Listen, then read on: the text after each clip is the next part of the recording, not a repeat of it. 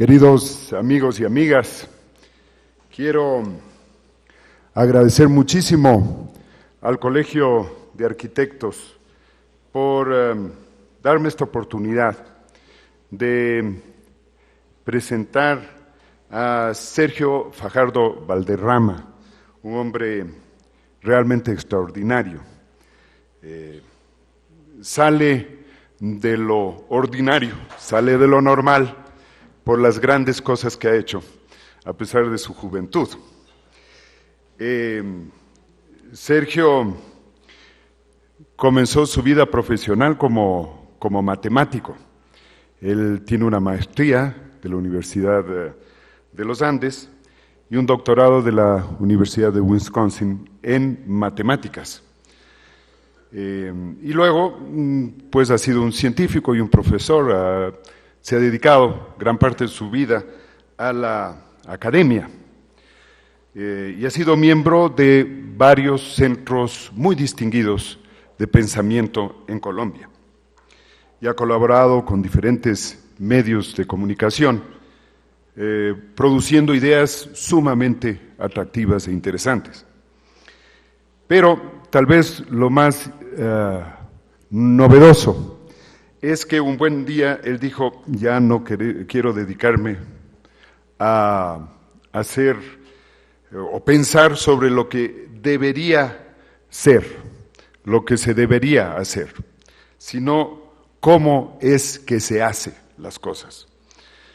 Y entonces se lanzó para candidato a la alcaldía de Medellín y en el año 2004 triunfó como el candidato con una extraordinaria votación de los pobladores de Medellín. Y claro, su gestión en Medellín ha sido un verdadero evento, ha sido un cambio radical de esa ciudad. Cuando visité la última vez Medellín me quedé sorprendido. Yo hubiese querido poder hacer esa transformación cuando fui alcalde de Quito. Así que es un ejemplo para futuros alcaldes de otras ciudades. Y claro, transformó además el sentimiento de la gente en Medellín. Y él luego escribió un libro, y es ese el centro del pensamiento, de cambiar del miedo a la esperanza. Y así se titula el libro. Sergio fue calificado como el mejor alcalde de Colombia de ese periodo y ha recibido no sé cuántos premios la ciudad de Medellín como consecuencia de su gran gestión.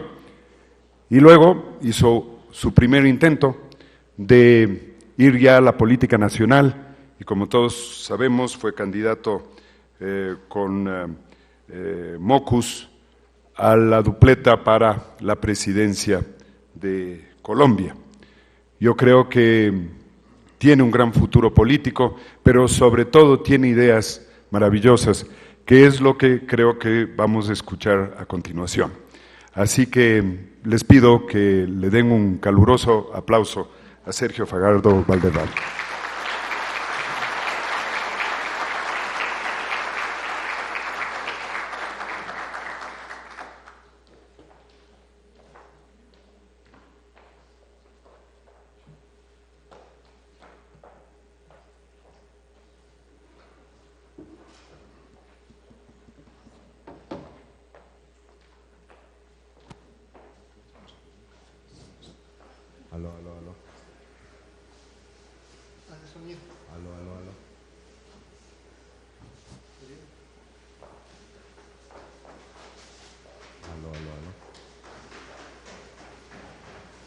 Aló. Aló.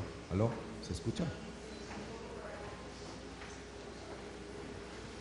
Buenos días. Me voy a parar para saludar. Muy buenos días, es un gusto para mí estar acá con ustedes, venir a esta Bienal, venir a esta ciudad, a este país, a Ecuador, a este país hermano, compartir con ustedes una cantidad de cosas que hemos construido. Ya Carlos les dio a ustedes un preámbulo, les explicó una parte de nuestro proyecto Quiero agradecer la amabilidad del Colegio de Arquitectos de Ecuador de tenerme en cuenta, Alberto, con todo su equipo, que ha hecho un esfuerzo grande para organizar esta bienal, en ese sentido de tener una bienal abierta, que se pueda participar, que se pueda escuchar muchas voces dentro de todo este tema de la arquitectura. A Roque Sevilla también, gracias por la presentación. Como parte de esta invitación, él contribuyó con un maravilloso viaje a las Islas Galápagos. Para mí fue un sueño, llevaba mucho tiempo sin descansar, paseamos unos días, vine con mi hija que estudia biología, que está terminando biología, y pasamos unos días fantásticos. Una imagen del Ecuador lindísima, un trabajo impecable como profesionales, y pues mi gratitud. Y tengo que referirme a una persona que con el paso del tiempo se ha convertido en mi amigo, a una persona que enaltece al pueblo ecuatoriano por la calidad humana, por su trato, por la inteligencia, que se llama Hernán Orbea, el arquitecto Hernán Orbea.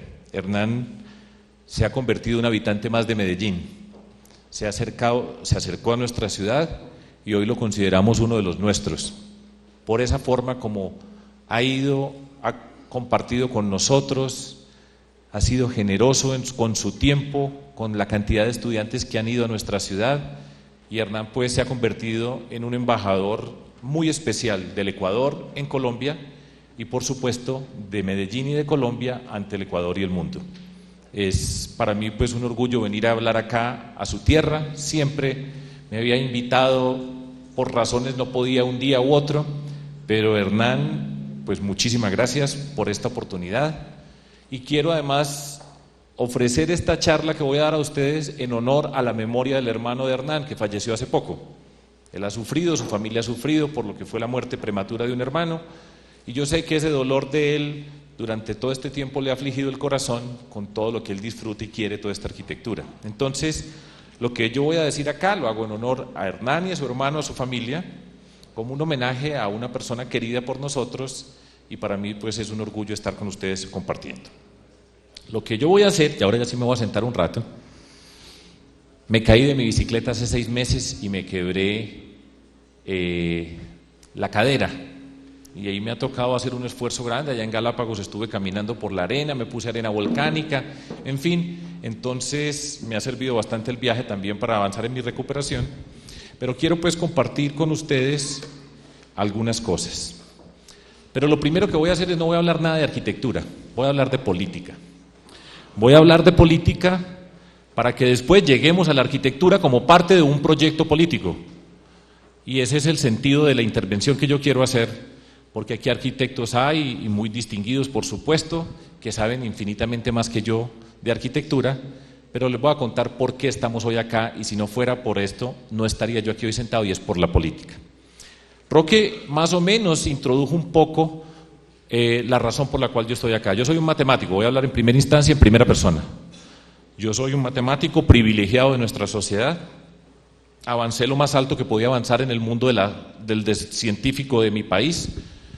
Probaba teoremas, tenía mis estudiantes, iba por el mundo compartiendo con una comunidad hermosa como es la comunidad de los matemáticos, en el área mía particular la lógica matemática, en un mundo que no tenía nada que ver con la Tierra, nada que ver, en el mundo del infinito, dentro de la teoría de conjuntos, la teoría de modelos, la lógica, nada aplicable a nada sobre el planeta Tierra, pero un mundo maravilloso de la creación, las matemáticas que yo adoro y que las adoré siempre. Y en ese mundo me movía hasta que siempre tenía claro que yo era parte de una sociedad. Y era consciente de que había sido un privilegiado en esta sociedad en la que yo crecí, en Medellín, en Colombia, porque siempre tuve enfrente puertas abiertas para irme desarrollando. Tenía unos sueños, tenía la disciplina, tenía el gusto por lo que hacía, y tenía, como les digo, puertas abiertas para ir avanzando en ese mundo que yo al cual me había querido integrar, al mundo de la creación científica, en el mundo de las matemáticas. Pero nunca dejé de saber y conocer que hacía parte de una sociedad, y que en esta sociedad, la colombiana, que es similar a la sociedad ecuatoriana, yo era un privilegiado, y la razón por la cual tuve muy claro desde siempre que tenía que volver a mi país, que no iba a ser un científico que se quedaba en otras partes disfrutando esa belleza de las matemáticas, pero tenía conciencia y era mi compromiso conmigo implícito desde muy pequeño, porque fui muy consciente de esto desde muy pequeño, que todo eso que para mí había sido un privilegio, tenía que luchar para que fuera un derecho. Que tener puertas abiertas en nuestra sociedad no significa que uno tenga que nacer en un hogar con unas condiciones económicas especiales, o el color de la piel, o el sexo, o el barrio donde se nace, o el lugar donde se nace en el país. Eso lo tenía muy claro, repito, desde muy pequeño. Y en ese mundo, volviendo a Colombia, empezando a trabajar, tenía la vida del individuo que quiere aportar en la sociedad. En el aspecto, en la vida académica, tenía ese mundo privilegiado y maravilloso de la vida universitaria, pero había otra componente que me llevaba a ser parte de la sociedad.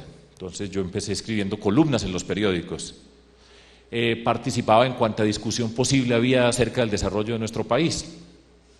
Como científico era integrante del Consejo Nacional de Ciencias Básicas para que las ciencias sean una parte importante del desarrollo de Colombia, lo mismo que tendría que ser para el Ecuador. Al mismo tiempo, por ejemplo, fui miembro del Comité Nacional de Maestrías y Doctorados, buscando que hubiera recursos para que mucha gente pudiera hacer maestrías y doctorados como yo había podido ser, pero que no fuera un privilegio, sino que tanto talento que tenemos en esta América Latina pueda volar, pueda avanzar, pueda desarrollarse, y no de una manera injusta quede relegado, teniendo la capacidad, pero una sociedad que no le abre puertas para que se puedan desarrollar las personas.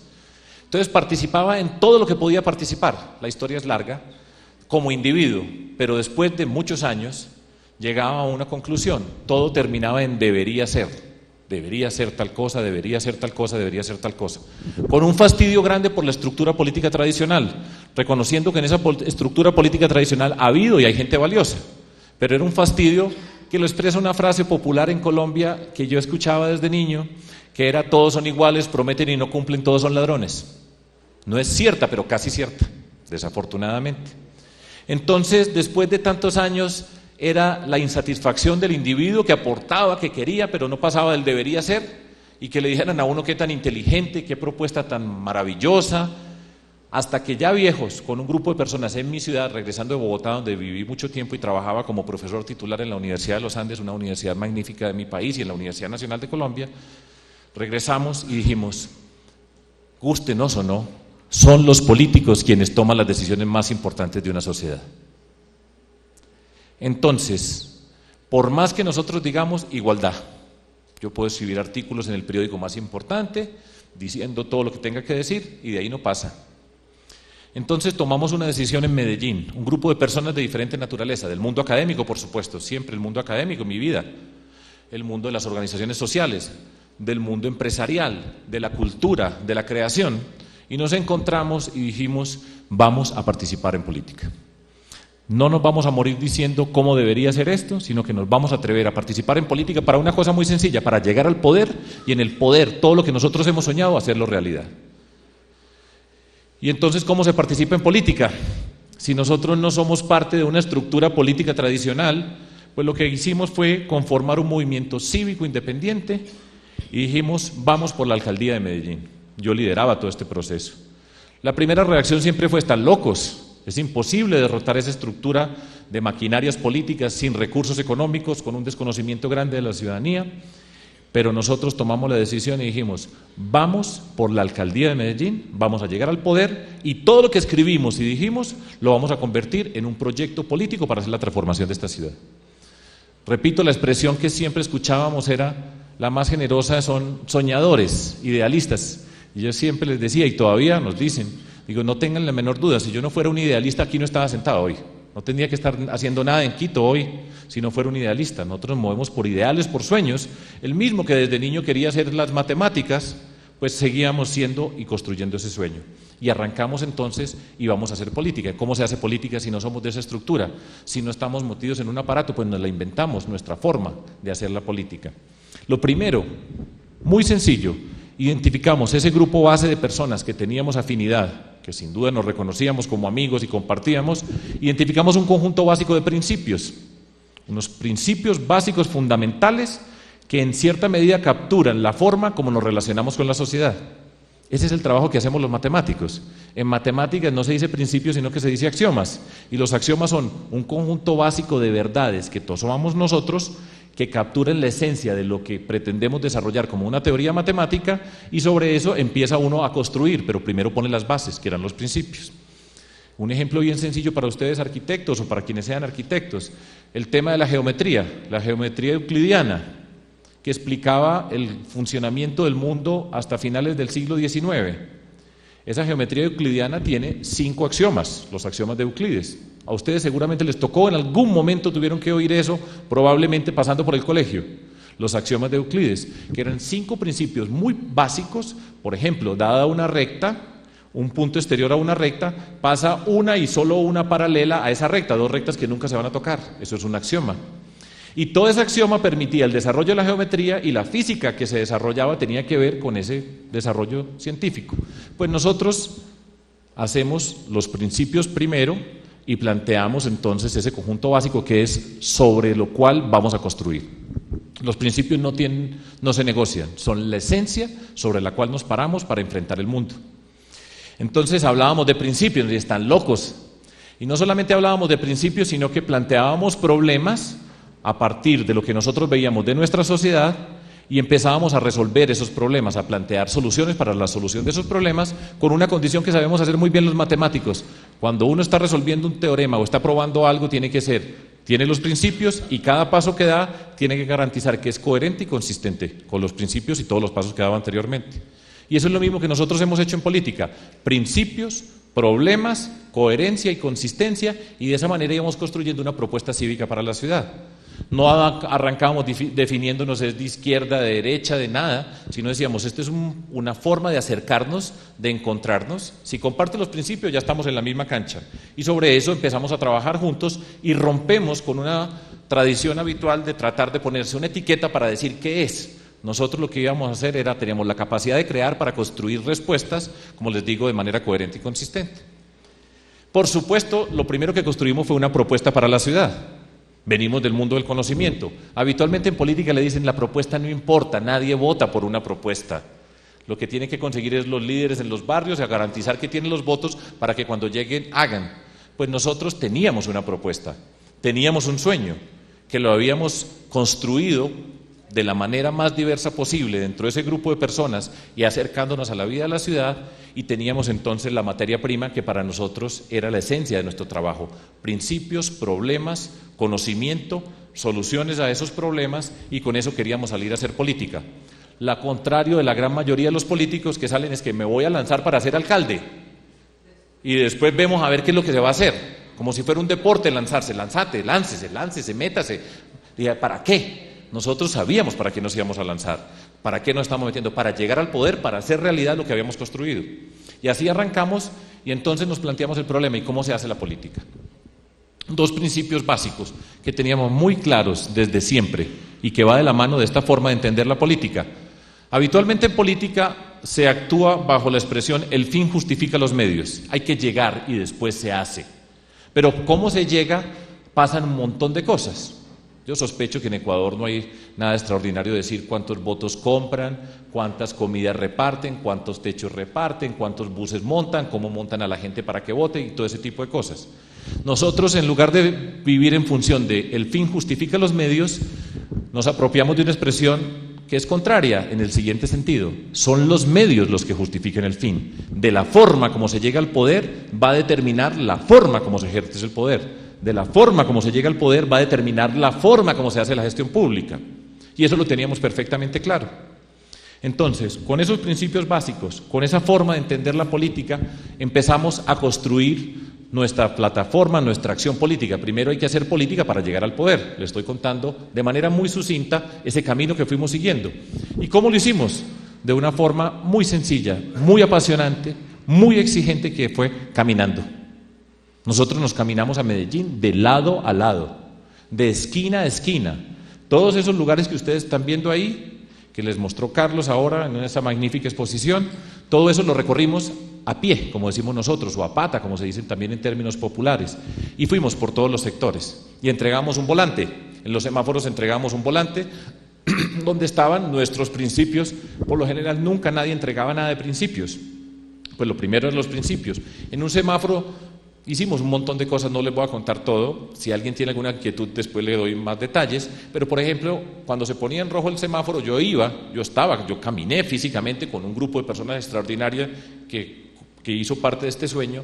Yo le entregaba a la persona que iba conduciendo el carro, llegaba con el volante, por lo general nos abrían la ventana o estaba la ventana abierta, porque el clima en Medellín es muy agradable y puede tener la ventana abierta. Le decía, esta es nuestra propuesta, pégale una mirada, si te gusta, apóyanos. Todo, eso era todo. Le daba la mano y seguía para el carro, le miraba a los ojos. Y empezamos a recorrer la ciudad, por todos los espacios, reconociendo el valor de unas palabras que son muy poderosas para la forma como entendemos la política y para lo que hicimos en todo eso, que Carlos también les dio un ejemplo de lo que significa estar en el poder para hacer las cosas. Y lo que nosotros hicimos fue darle sentido a 3 palabras que son muy poderosas y que son claves en nuestra política: al respeto, a la decencia y a la dignidad. Son conceptos que no dan votos en el sentido tradicional, pero cuando uno logra conectarse con la gente a través de esas 3 expresiones, establece una relación que es muy poderosa. La magia de darle la mano a una persona que no vamos a volver a ver nunca en la vida y entregarle un volante y que esa persona recuerde toda la vida cómo se lo entregamos, cómo lo miramos, cómo dijimos, es la clave de lo que nosotros hicimos. En el fondo, lo que nosotros hicimos en todo este proceso de caminar incansablemente por todos los espacios, sin agredir a la gente, escuchando, que es el primer paso del respeto, escuchar de manera cuidadosa, escuchar las palabras de quien sea, independientemente de su condición, con el mismo trato, al más humilde y al más poderoso, el mismo trato, el mismo respeto, la misma seriedad, la misma decencia, la misma dignidad. Eso era fundamental en nuestro trabajo. De esa forma caminamos la ciudad y logramos hacer algo que era muy poderoso. Yo no conocía la ciudad como la conocí, a pie, pero logramos hacer algo que es la esencia nuestra y fue construir nuestro capital político, que se llama confianza. Votos venden, con plata compran lo que sea, votos. Líderes compran. En todas esas organizaciones comunales hay líderes que ahí están tradicionalmente, que muchas veces, y son gente valiosa, pero muchos de esos tienen precio, la gran mayoría. Entonces llegan las elecciones, uno está trabajando con ellos, pero llegan las elecciones alguien que sabe en qué momento compran, y los compran, y todos los que estaban hablando con usted se pasaron para donde otro señor porque le pagaron tanta plata, y siempre habrá la excusa: necesito los recursos. Pues nosotros no le pagamos un peso a nadie, no compramos un líder, y caminamos y construimos lo que no venden, porque confianza sí no vende. Votos venden, líderes venden, pero confianza no vende. La confianza se construye, y nosotros la construimos en ese recorrido por la ciudad. Entonces, ¿qué logramos? Ponernos la ciudad en la piel. La sabíamos, la sentíamos, la olíamos en todas las esquinas. Era nuestra ciudad. En el corazón la queríamos profundamente. Si uno no quiere esto, hacer la política como nosotros hacemos es imposible, porque son horas y horas estar expuesto al sol, a caminar por todos los sectores, de todas las condiciones, en las esquinas, en todos los lados, pero nosotros la queríamos profundamente, queríamos lo que estábamos haciendo. Y en la razón, en la piel, en el corazón y en la razón. En la razón, el conocimiento. Entonces, con ese paquete hacíamos nosotros y construíamos la confianza en la ciudadanía. Y lo hicimos. La historia, repito, tenemos 1 millón de anécdotas, fue emocionante. Yo cuento una, a manera de ilustración, para que quienes quieran participar acá en política, lo quieran hacer desde una perspectiva de este tipo, nunca se desanimen. Yo recuerdo que la primera encuesta que salió, nosotros teníamos una casa. Medellín tiene 2,5 millones de habitantes, es una foto de un pedazo de Medellín, es del centro hacia el norte, está ahí. El norte y el sur juegan papeles opuestos a lo que ocurre en Quito. El norte en Medellín es el equivalente del sur en Quito, este es el centro, y el sur de Medellín es el equivalente al norte de Quito. Entonces teníamos una sola casa, 2,5 millones de habitantes aproximadamente tiene Medellín, hace parte de una zona conurbada, una área metropolitana. Y recuerdo que estábamos sentados, un amigo llevó la televisión de su casa, nosotros no teníamos recursos, nos queríamos tragar el mundo. Y recuerdo que la primera encuesta, entonces empiezan a salir, en la ciudad tal, los candidatos, tanto por ciento, etcétera, etcétera, etcétera, llega Medellín. Entonces un señor tanto, otro señor tanto, Fajardo, 0%. Yo recuerdo la mirada de mis compañeros. Y les digo yo, hoy tenemos que repartir más volantes. Y salimos, pero yo no daba la orden, váyase a repartir más volantes hoy que tenemos que mejorar en las cuestas. Yo iba con ellos, íbamos juntos y repartíamos los volantes y lo hicimos. Y nunca nos rendimos, porque nuestra libertad está en que vivimos de principios y convicciones. Nosotros, es una frase que hemos repetido una y otra vez, nosotros no tenemos precio, tenemos dignidad. Porque en política, al que tiene precio se lo encuentran, porque tienen todos los recursos, y cuando hay narcotráfico detrás, al que tiene precio le encuentran lo que vale. Y los que marcamos la diferencia somos los que no tenemos precio. No quiere decir que seamos solo nosotros los que no tenemos precio, pero no tener precio es el poder, porque es la libertad para hacer las cosas por la convicción y todo esto. Llegamos al poder.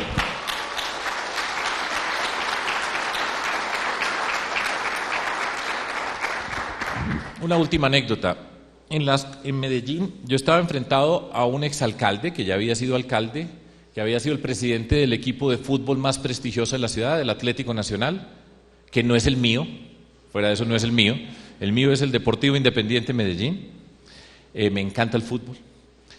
Y nos enfrentábamos al que ya había sido alcalde, presidente del club, que es una pasión de la ciudad, el Nacional, con todos los recursos del mundo, y nosotros a pie, dentro de todo este proceso que íbamos construyendo.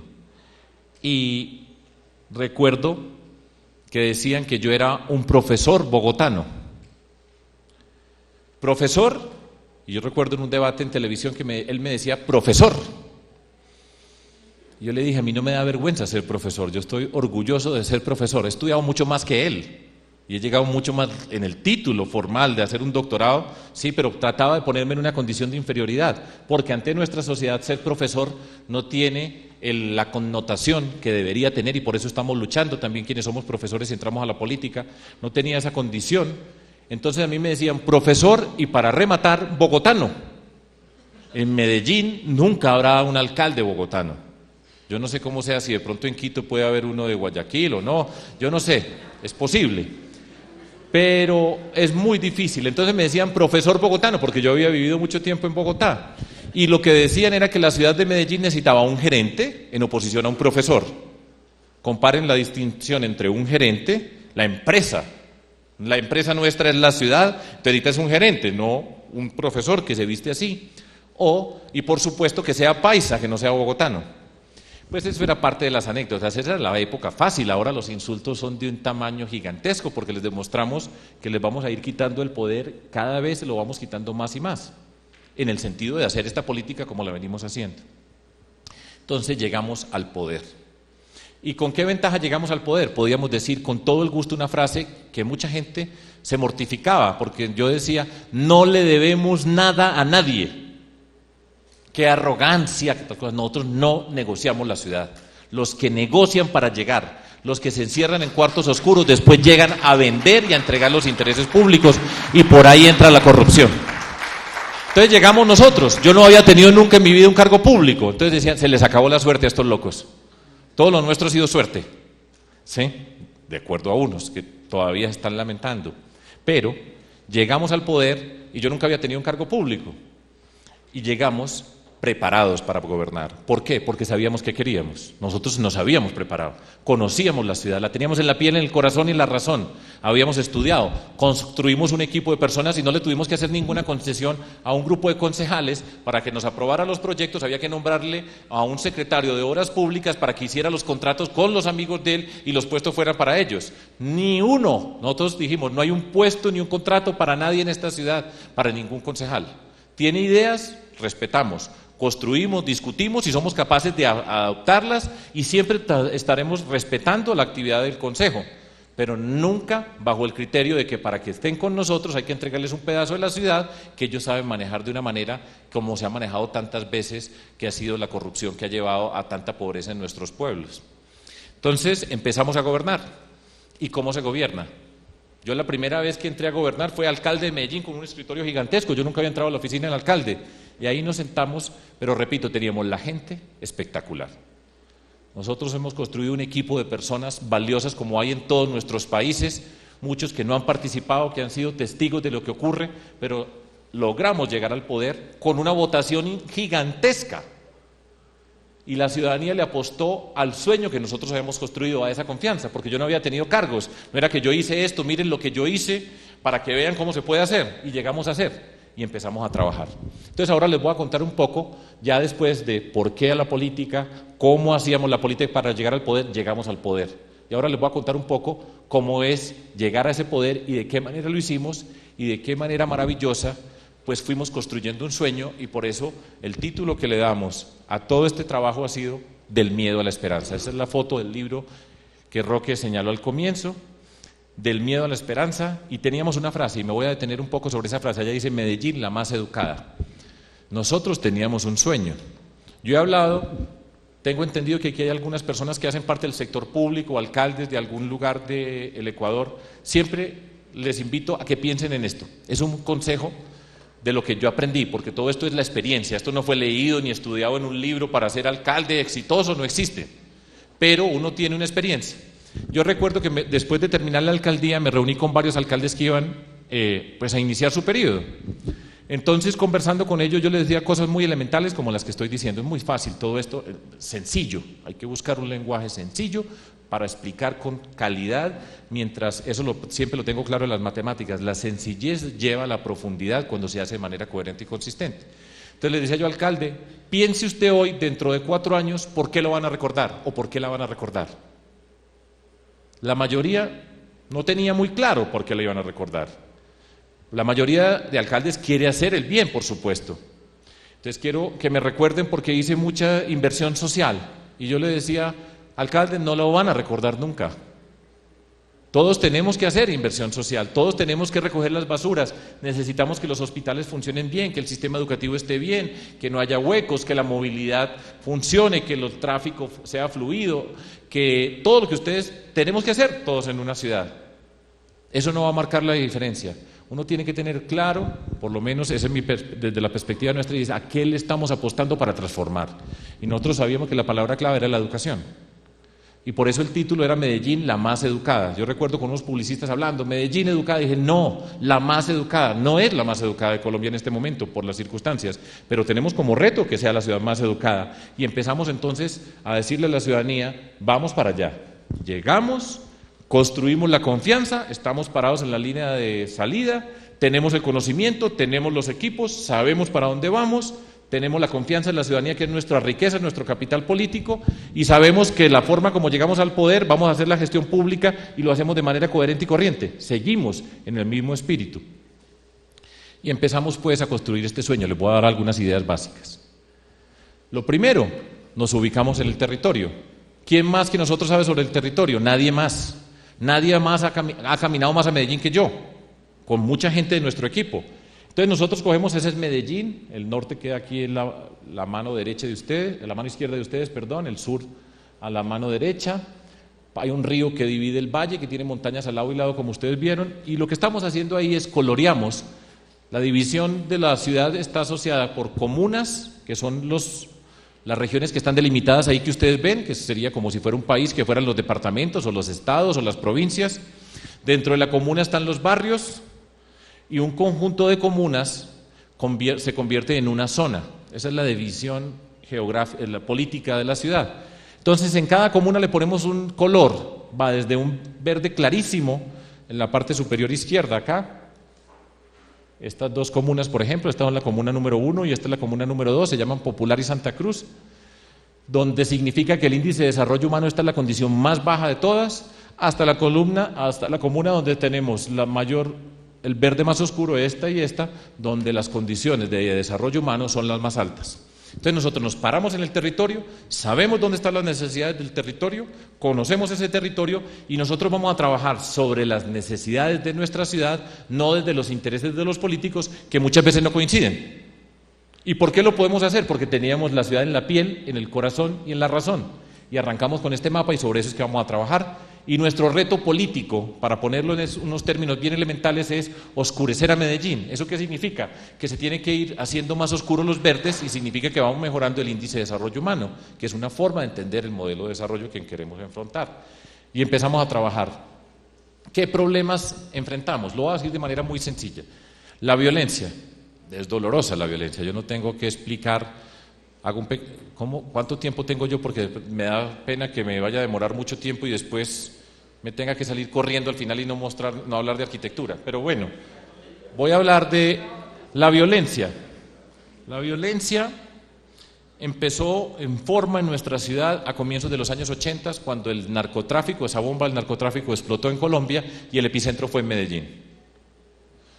Yo recuerdo a manera de anécdota que en medio de todos estos trabajos que a uno le tocan como alcalde, una vez un grupo de personas que trabajan conmigo tiene que conocer a este señor, tenemos que ponerle una marca a la ciudad, este señor se le ha puesto a Taiwán, a no sé cuántas, es un genio pues de las marcas, del mercadeo de ciudad y no sé qué cosas.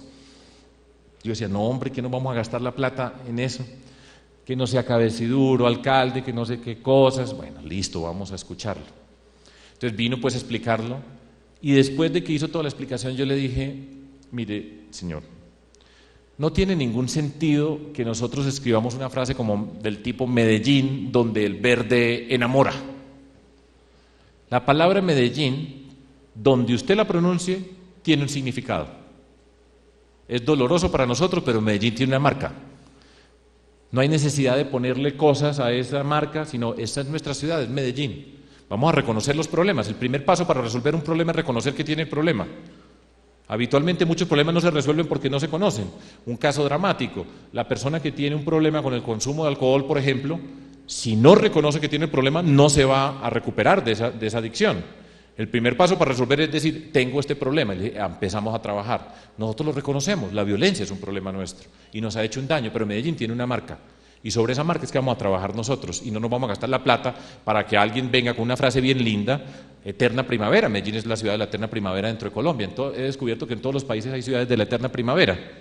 Aquí debe haber seguro alguna, Ibarra, Cuenca, no sé cuál será la de la eterna primavera, pero debe haber una, ¿sí? Como conversábamos, que descubrí también ayer aquí con mis amigos en una charla, nosotros en Colombia orgullosamente decimos, el himno de Colombia, el himno nacional de Colombia es el segundo más bonito del mundo, y aquí me dicen que el de Ecuador es el segundo más bonito del mundo, pero primero es la marsellesa, yo no sé por qué la marsellesa es de primera y nosotros de segundo, bueno, Ecuador les digo es la tercera ahora.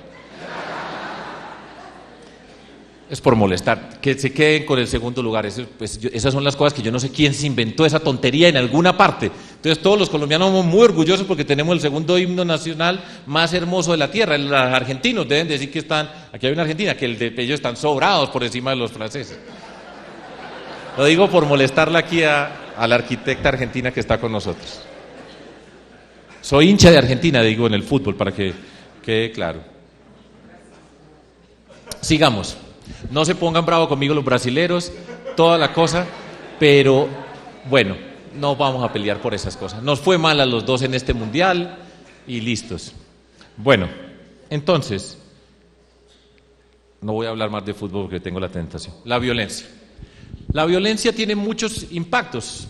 Nosotros tenemos una violencia asociada con el narcotráfico y lo que ha sido el conflicto armado de Colombia, las guerrillas.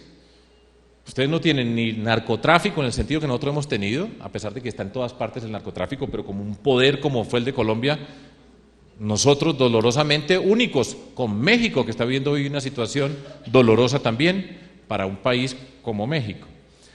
Teníamos el conflicto guerrillero que no tiene nadie prácticamente ya en el planeta, pues nosotros seguimos teniendo todo eso. Y tenemos, por supuesto, todo lo que está asociado con la violencia dentro de ese mundo. Cuando la violencia toma esa forma, tiene muchos impactos. Uno de los impactos más poderosos es la violencia encierra. La violencia rompe los vínculos sociales. El temor lleva a que nos encerremos. Empieza entonces, la gente que tiene más recursos quiere construir muros altísimos, más cercas, más policías, y la ciudad se va fragmentando en pedacitos. Y los vínculos sociales, de un lado al otro, van desapareciendo. Porque tengo miedo de estar a este lado. Entonces los que están en este barrio tienen una condición y entonces la ciudad empieza a aislarse, a partirse, a fragmentarse, se destruye el capital social y por supuesto la forma de interactuar entre las personas es una forma que destruye la capacidad de ser nosotros, ciudadanos y ciudadanas, que nos encontramos en algún tipo de momento en algún lugar de nuestra ciudad. El miedo encierra y destruye los vínculos sociales. Las desigualdades sociales. Pues nosotros vivimos en América Latina. Dentro de América Latina, probablemente el país, poniendo a Haití aparte, el más desigual es Brasil, lo ha sido más desigual y ha habido un avance significativo con el último gobierno del presidente Lula. ¿Cuántas personas han salido de la pobreza? Que ha sido un ejemplo para América Latina y yo particularmente tengo un afecto particular por por esa expresión de la política que ocurrió en Brasil, con todos los aprendizajes que podemos tener de que se puede hacer una política social con un contenido profundo, pero hay que reconocer que tenemos unas sociedades profundamente desiguales, donde un pequeño porcentaje son dueños de una gran cantidad de los recursos que tiene la sociedad dispuestos para ser sociedad. Colombia, después de Brasil, es la que es más desigual, y hay que reconocer eso como un problema nuestro. Eso va asociado con las palabras como pobreza, por supuesto, como exclusión, inequidad y todo ese tipo de expresiones asociadas con las desigualdades sociales. Y otro muy serio que hay en nuestros países, que se llama la corrupción, que va de la mano de la cultura de la ilegalidad. Esos son tres problemas muy profundos de nuestra sociedad, y nosotros queremos enfrentar esos problemas en la dimensión que nos toca enfrentarlos. Medellín, la ciudad que ha vivido una violencia desbordada durante tanto tiempo, con mucho más complejo el problema para nosotros, desafortunadamente.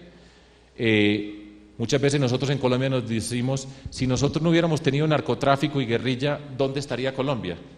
Porque Colombia es un pueblo extraordinario, la capacidad, la resiliencia de los colombianos y las colombianas es extraordinaria.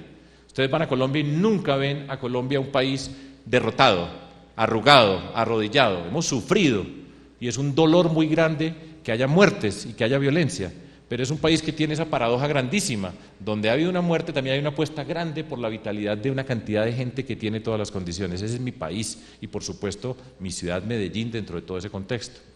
Entonces queremos formar esa ciudad del siglo XXI y vamos a resolver el problema. Y aquí hay una pequeña gráfica, todo esto lo hago yo a mano porque yo soy profesor. Y yo soy profesor y me gusta escribir en el tablero. Cuando dejé de ser profesor todavía había tizas, ya no hay tizas en ninguna parte. Pero a mí me encantaba la tiza.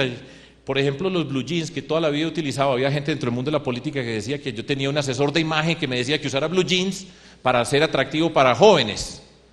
Como si los jóvenes fueran estúpidos y yo más estúpido todavía. ¿Sí?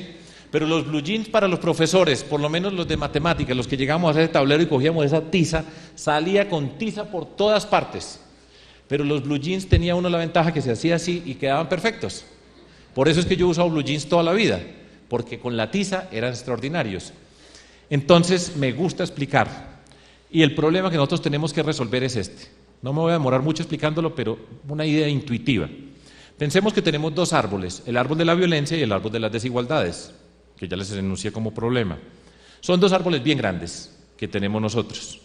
Hay países donde el árbol de la violencia es muy pequeñito, las desigualdades pueden ser tan grandes como este o más alto, y nuestro reto es sacar de raíz esos árboles para construir una sociedad justa, donde podamos vivir en paz. Muy elemental la idea y la figura que estoy haciendo. Pero resulta que si nosotros vamos a sacar un árbol, nosotros no estamos interesados en cortarlo, sino sacarlo de raíz. Y si vamos a sacar el árbol, pues más vale que pensemos cómo están las raíces. Habitualmente la gente ve los dos árboles así, entonces dice vamos a jalar pero para no demorarme mucho en la explicación, lo que nosotros descubrimos y sabemos es lo siguiente: las raíces de los árboles empiezan a crecer hacia abajo. A medida que van creciendo, esas raíces se van expandiendo, y después de 30 años, esas raíces poco a poco se han ido pegando, se han ido entrelazando, enmarañando, y después de todos estos años resulta que ustedes tienen dos árboles afuera, pero la raíz es una, porque ya se enmarañó, ya no hay forma posible. Piensen en las raíces que van creciendo y se van pegando y se van amarrando, y en el fondo terminamos con dos árboles afuera, pero una sola raíz, y rompemos con esa idea que si la violencia implica desigualdad o la desigualdad implica violencia. En el fondo termina siendo un solo árbol, dos afuera con un solo árbol y con un nutriente fertilizante que se llama la corrupción, la ilegalidad, que hace que esas raíces crezcan más rápido, porque en el marco de la corrupción y la ilegalidad, lo pinto como una maleza ahí, que va llevando nutrientes para esas raíces, pues la corrupción hace de elemento que favorece la violencia y la destrucción. Entonces nosotros tenemos que proponer sacar esos árboles y sacar esas raíces. Yo digo, lo primero que hay que empezar a hacer para resolver un problema es reconocer que existe, y después entenderlo, y para eso es el conocimiento.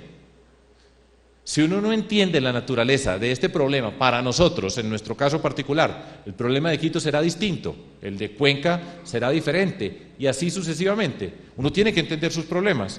Nosotros tenemos un árbol con unas raíces pegadas, y sobre eso es que tenemos que actuar. La fórmula es muy sencilla: siempre quítele a la violencia, abra oportunidades y haga una nueva política. Ya les voy a decir 2 o 3 cosas más con respecto a eso, y aquí les voy a explicar un poquitico acerca de la forma como nosotros tenemos que hacer. Piensen en lo siguiente. En la mitad de esto está el mundo de la violencia. Está el narcotráfico, el paramilitarismo, la guerrilla y la delincuencia. Todas son expresiones que tienen una componente de violencia. El narcotráfico es la expresión máxima de la destrucción. Al que tiene precio se lo encuentran, no hay problema de recursos. Compran jueces, policías, funcionarios, empresarios, al que tiene precio lo compran, no hay problema con eso. Y al que estorba lo eliminan, no hay problema con eso. Ese es el narcotráfico, es la mayor capacidad de destrucción en una sociedad y nosotros le hemos visto la cara a ese narcotráfico de frente en Colombia y ha sido un dolor para nosotros. Y allá adentro están, adentro tiene que actuar la policía, tiene que actuar el sistema de justicia. Necesitamos que sea una policía que responda a los intereses del Estado, una justicia que hace justicia. A los narcotraficantes hay que capturarlos, hay que utilizar el poder legítimo del Estado que tiene la capacidad legal de utilizar armas para enfrentar quien tiene armas para destruir de manera ilegítima, para destruir la sociedad. Eso ocurre allá adentro. Pero resulta que habitualmente el problema se mira solamente desde el punto de vista policivo. Cada que hay un problema necesitamos más policías y necesitamos más policías. Medellín necesita más policías, en Colombia necesitamos más policías, pero siempre hay una pregunta que nosotros nos hemos hecho y es, cada que hay alguien que está en ese mundo de la violencia, en la condición que esté, entró allá. ¿Por qué alguien llegó a ese mundo? Y lo dibujo yo allá diciendo, hay una puerta de entrada a este mundo. Y esa puerta de entrada tiene diferentes tamaños, el ancho de la puerta de entrada es diferente dependiendo del lugar donde nosotros estemos. Medellín la tiene muy grande, porque esa bomba que explotó en esos árboles que tienen las mismas raíces, se convirtió la delincuencia en una oferta social asociada con el narcotráfico, con un señor cuyo nombre yo nunca menciono y no lo quiero mencionar jamás, sí, que todos ustedes saben quién es, sí, pero no lo quiero honrar mencionándolo como el símbolo de la destrucción de nuestra ciudad y nuestro país. Entonces, hay una puerta de entrada allá y por esa puerta entraron todas estas personas. Entonces, si nosotros queremos resolver este problema, tenemos que mirar cómo se entra, tenemos que ver qué ocurre allá adentro y tenemos que trabajar en forma simultánea en los 2 lugares. Y nos tenemos que parar alrededor de esa puerta. Y entonces nos tenemos que parar en una esquina de Medellín o de Colombia, y esto vale para todo Colombia en mayor o menor tamaño, repito, el ancho de la puerta, y nos tenemos que poner en el papel de ese joven que está mirando enfrente y enfrente que ve un muro sellado y una puerta abierta. La puerta abierta es esta y el muro sellado es el muro que le dice usted no tiene para dónde coger. Y cada día que pasa sentado en esa esquina, pues cada día ve la puerta más grande, no ve más. Y lo que nosotros tenemos que hacer es cerrar esa puerta para que no entren. Pero no la cierra nadie de un día para otro, esa puerta hay que irla haciendo más y más estrecha. No somos capaces de cerrarla de un día para otro, pero sí tenemos que ser capaces de irla cerrando. Y si la hacemos más estrecha, entonces van a entrar menos y cada día va a ser más difícil entrar a ese mundo. Y vamos quitándole a ese mundo las personas que están entrando allá. ¿Y cómo se hace eso? ¿Cómo hacemos esta puerta más estrecha? Abriéndole puertas a este muro. A este muro sellado hay que abrirle otras puertas y esas puertas se llaman las oportunidades y el primer escalón de todas esas puertas tiene que ser la educación y nosotros eso lo tenemos claro hace muchos años y sabíamos que teníamos que llegar a la ciudad a hacer esto no fue que me lo descubrí yo, por allá alguien me dijo, nosotros teníamos claro eso. Y sabíamos que para luchar contra las desigualdades sociales y contra la violencia hay que ir cerrando esa puerta, abriendo otras puertas en ese muro que está sellado, tenemos que abrir otras puertas, de manera que utilizando la figura del joven que está sentado enfrente, vea esa puerta que está ahí, que es más grande, y empiece a ver otras puertas, y que las vea allá. Y eso nos obliga entonces a hacer una intervención en la ciudad donde vamos a abrir las puertas de las oportunidades que pasan por la educación, por la ciencia, por la tecnología, la innovación, el emprendimiento y la cultura, que son el desarrollo del talento y la capacidad que cada uno de nosotros como ser humano tiene, en mayores o menores grados, pero todos tenemos. Porque todos tenemos que estar aliviados, tenemos que tener salud y se necesita, pero ¿para qué? Y tenemos que tener seguridad, ¿pero para qué? Para desarrollar nuestra capacidad, para poder trabajar, para poder criar a nuestros hijos y para que esas puertas vayan siendo el camino que se va construyendo. Cuando nosotros somos capaces, en nuestra sociedad, de que cada persona se pare en un lugar y vea una puerta al fondo y dice, por esa puerta puedo ir yo, ¿qué construimos? La esperanza, eso es lo que se llama la esperanza. Y no hay esperanza cuando esa puerta está, ese muro está sellado, y cuando la única puerta abierta es la de la delincuencia y la violencia. Y nosotros hemos construido la esperanza porque empezamos a hacerlo. Y entonces ahora les voy a contar cómo se construye la esperanza, cómo se abren esas puertas, de acuerdo a lo que nosotros sabíamos cuando llegamos. Nosotros sabíamos que íbamos a hacer esto, con o sin violencia, íbamos a hacer esto, esa puerta la cerramos. Adentro hay que capturarlos. Hay varias cosas que se pueden decir alrededor de esto, y uno puede ubicar las políticas y tiene que ser lo suficientemente sabio para entender que no es lo mismo un muchacho que está empezando a entrar, porque entonces se empiezan y se paran en la puerta y entran un día, entran un momentico y se devuelven. Empiezan a entrar a ese mundo. No es lo mismo el que está parado en la puerta empezando a entrar que el narcotraficante que ya lleva 10 años como capo del narcotráfico en una guerra. Entonces uno tiene que saber cómo actúa, cómo logramos nosotros que antes de que entren allá, si así haya dado unos pasos, lograr sacarlo antes de que lo tengamos que conseguir como un narcotraficante o ese 90% de los que entran por esa puerta que se mueren. O los que salen por allá, ¿cómo salen? Salen muertos, capturados, o cuando hay un proceso de negociación, que haya una posibilidad de sacar un montón de gente. Entonces, teniendo claro todo este panorama, para eso sirven las matemáticas, para entender. A mí me preguntan, bueno, ¿y las matemáticas qué? Le dije, esto es lo que me sirven a mí las matemáticas, para entender los problemas, para encontrar las componentes y, por supuesto, para trabajar con las personas que saben hacer cada paso de todo esto que están haciendo. Y eso fue lo que nosotros hicimos, empezamos a cerrar. ¿Y cómo empezamos a cerrar? Medellín, la más educada. Ese es nuestro proyecto. Por eso estoy yo sentado aquí hoy, cojo en Quito, ¿sí? Porque le apostamos a esas puertas que vamos a abrir y es Medellín la más educada. ¿Qué tienen? Arriba pongo la política, la confianza y en el poder la transparencia. Esa es la forma como llegamos al poder. Los medios justifican el fin y como llegamos gobernamos y todo lo nuestro se ve. Eso genera confianza, este es nuestro capital político. Participación, nosotros íbamos por la calle, pues cuando llegamos todos los proyectos, y Carlos explicó de una manera muy bonita cómo lograban que esas viviendas que él les mostró se pudieran construir, porque había participación. Aquí está Juan Diego Lopera, que también hace parte de nuestro equipo, de la ciudad. Yo no sé de qué filiación política sea Juan Diego, ¿sí? Porque él estaba allá cuando yo llegué y ahora les va a dar, pero él hacía parte de este equipo, y gente con talento tenemos para hacer todas las tareas. Y eso, participación. Y nosotros habíamos reconocido a la gente. Entonces, cuando llegábamos con la gente nos creía a nosotros. Y por eso Carlos se podía presentar con su equipo a decirles, vamos a hacer esto y hagamos un pacto. Y les decían siempre, pero ¿cuántas veces nos han engañado? Pero nosotros habíamos caminado por ahí y habíamos hecho otra política y teníamos la confianza de la ciudadanía. Y eso facilitó, no tengo la menor duda, muchas de las cosas que hicimos. Y caminábamos y permanentemente seguíamos en contacto con la ciudadanía, pero desde el respeto, no como lo que habitualmente ocurre, y ahora lo voy a explicar, las migajas de quien da, sino el respeto, la dignidad y la decencia que nos elevan y nos ponen en la misma categoría humana, independientemente de la riqueza y el lugar donde estemos parados. Y esos son conceptos muy poderosos. Entonces, el urbanismo social, ya de eso han hablado, ahora de pronto hablo algo. El tema de jóvenes, ¿cómo hacemos una política de jóvenes para construir eso que yo le estoy diciendo de abrir esas nuevas puertas? Y apuesta grande por el conocimiento. Cuando la gente encuentra una puerta, cuando la madre de este niño o esta niña ve que su hijo o su hija, y ahora se los voy a mostrar, puede ir por una puerta, se va transformando.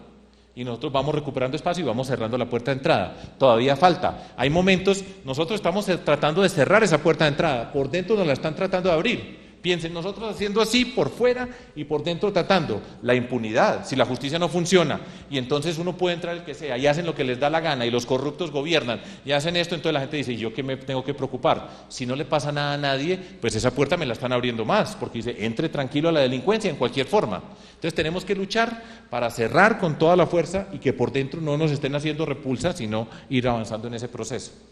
Ahí está Medellín la más educada, ese era nuestro sueño, le vamos a apostar a las oportunidades asociadas con nuestra capacidad, con transparencia, con participación, una participación del respeto, repito, no es asumiéndolos como ignorantes, sino valorando lo que cada uno significa como ser humano dentro de ese proceso y todo este tipo de trabajo. Y empezamos a trabajar. Medellín, la más educada, ese era nuestro símbolo. Por eso les digo yo que uno tiene que tener un foco, pues pienso yo, si quiere llegar a algún lugar. Este era el sueño. Esto es lo que yo escribía en columnas desde 1980 y pico. ¿Qué debería hacer? Pues ya llegamos al poder y dije, debería, ya no más debería. Ahora vamos a hacerlo y vamos a demostrar cómo se hace. Y ahí aparece entonces la arquitectura como una herramienta poderosa. Esto no es un proyecto arquitectónico lo que estamos haciendo nosotros, esto es un proyecto político que recoge de la arquitectura la capacidad de hacer una transformación social. Entonces nosotros partimos de cosas tan elementales como esta, lo más bello para los más humildes, y rompemos con esa idea que está tanto en la política, que es la idea de la migaja, que al más humilde se tiene siempre arrodillado, el doctor que llega, el político que llega a poner migajas para cada elección. Entonces esa es una comunidad que está arrodillada, que no es consciente de su dignidad, que le van poniendo una migaja, entonces por eso le dice, haga cualquier cosa ahí, que con cualquier cosa que le des ganancia.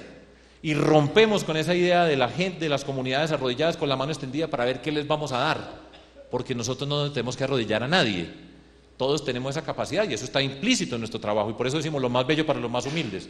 Y entonces vamos a luchar contra la violencia, vamos a crear los nuevos espacios para encontrarnos, y vamos a salir de esas murallas, y de ese norte y ese sur que ustedes tienen en Quito, que tendrán que resolver ese problema, que el sur existe, y ayer vimos un ejemplo, y habrá más ejemplos valiosos, por supuesto, yo no puedo hablar con toda la propiedad que quisiera, pero ya he aprendido a conocer, y eso pasa en todas nuestras sociedades, y vamos quitando esa muralla. Medellín llegaba hasta un punto, era el norte, en una calle que se llama Barranquilla, en Medellín, el norte empieza ahí, y la ciudad estaba totalmente desconectada, y tenemos que tumbar muros, tenemos que volver a conectarnos, volvernos a encontrar. ¿Y dónde nos vamos a encontrar? En el espacio público, asociada con nuestro sueño. Y entonces reconocemos la dignidad de nuestra gente, la que teníamos en la piel, pues vamos ahora a trabajar allá esos espacios, pero ya teníamos la confianza, y llegamos a trabajar, y hacemos cosas de estas. Los parques biblioteca. Comuna número 1 de Medellín, Santo Domingo Sabio se llama este barrio alto, allá en la parte alta, barrio lúgubre durante mucho tiempo. Allá nosotros, en el filo de esa montaña, vamos a construir un parque biblioteca. ¿Qué es un parque biblioteca? Un parque biblioteca es un lugar para encontrarnos, donde están naturalmente los libros, donde está el internet, pero está el espacio para los niños, está el salón comunal tan bueno como este, ¿sí?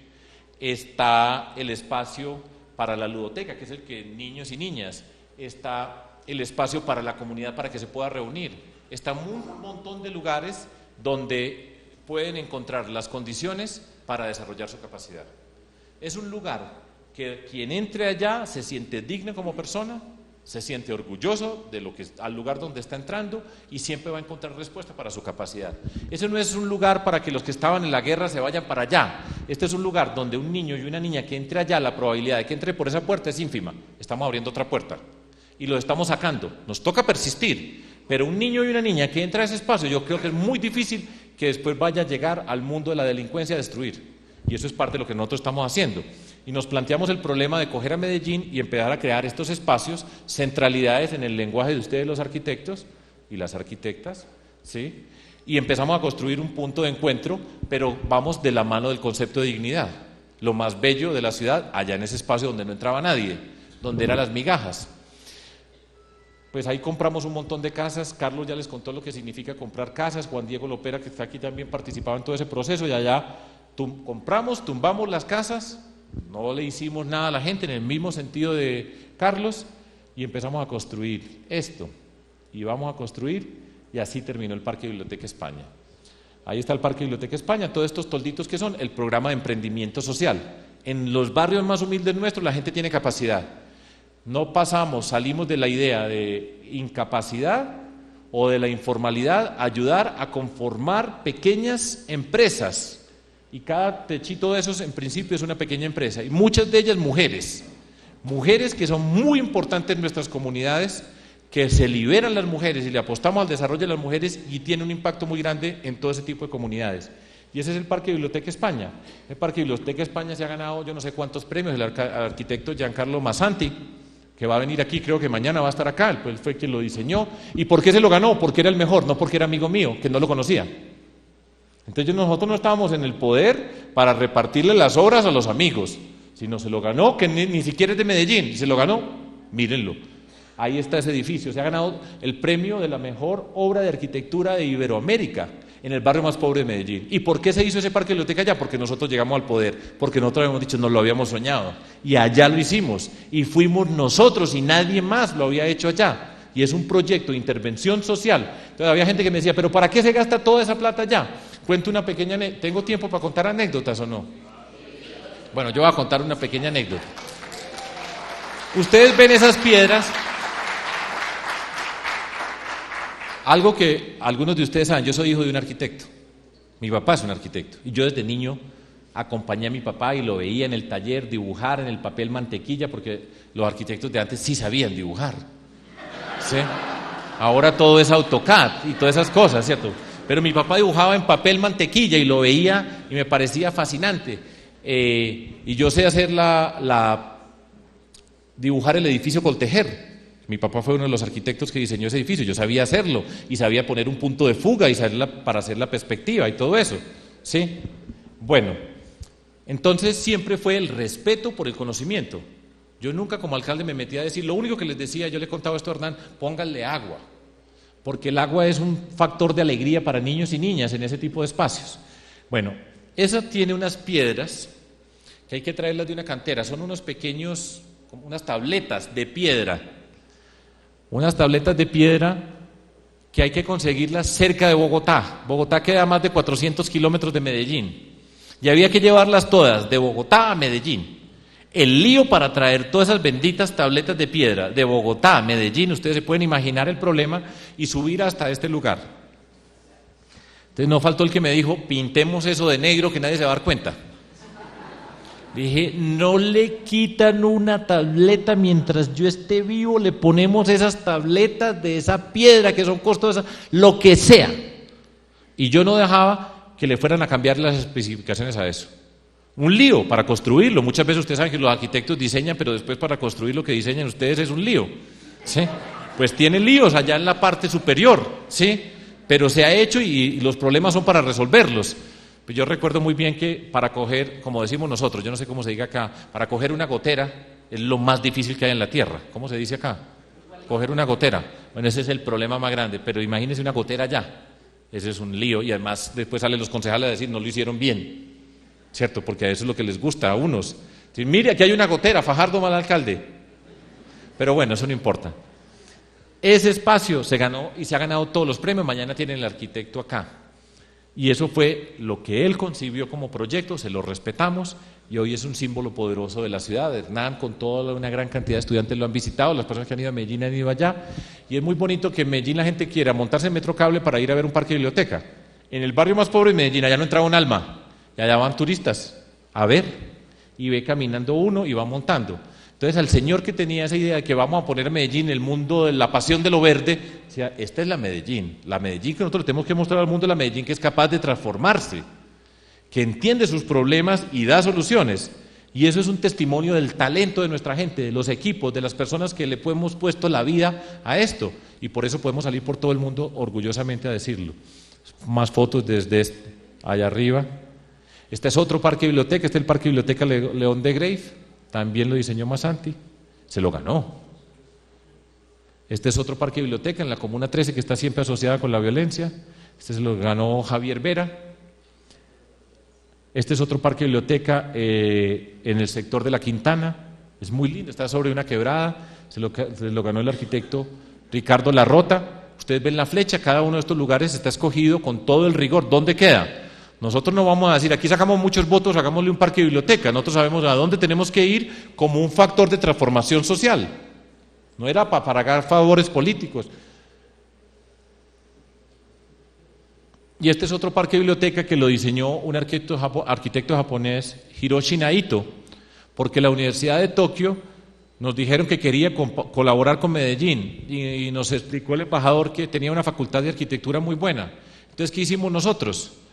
Tiene una facultad de arquitectura muy buena, quisieran participar. Le dije, listo, diseñé un parque biblioteca gratis para Medellín, pero era una forma de trabajar con ellos y ese parque biblioteca lo diseñó el arquitecto japonés Hiroshi Naito. Si uno quisiera estar pensando en lo que se gana un amigo por los diseños de todo esto, hay un montón para repartir.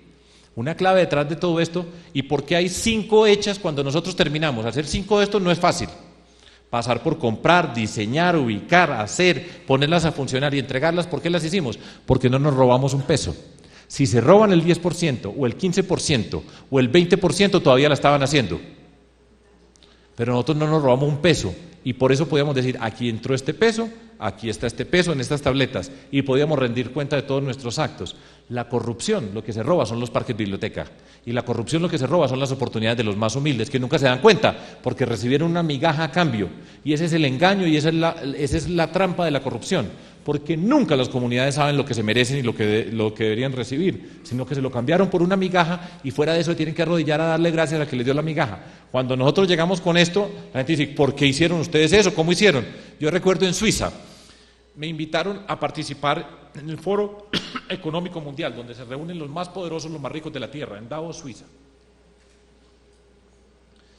No porque yo fuera ni poderoso ni de los más ricos de la Tierra, pero yo había pasado por Ginebra, hablando de Medellín como alcalde, y conocí al director del foro, y no estaban en el foro, y yo fui con mis papeles y le dibujaba, y nosotros estamos haciendo esto, y estamos haciendo esto, y ese señor me miraba a mí como si yo fuera un extraterrestre.